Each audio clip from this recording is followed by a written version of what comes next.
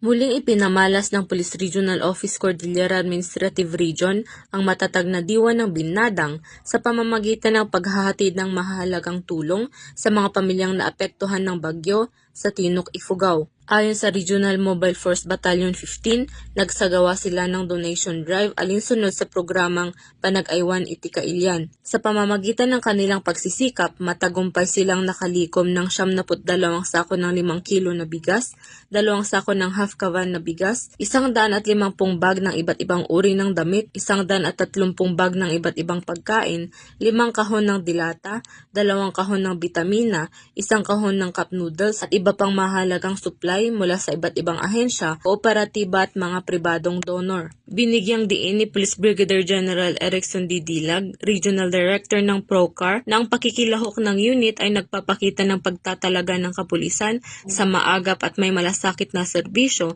na lampas sa tungkulin ng pagpapatupad ng batas. Ang inisyatibang ito ay sumasalamin sa tunay na diwa ng Binadang, ang tradisyong Cordillera ng pagkakaisa at pagtutulungan na nagpapakitang sa panahon ng pagsubok, nagkakaisa ang komunidad upang magbigay ng tulong, pag-asa at paghilom sa bawat kakailian.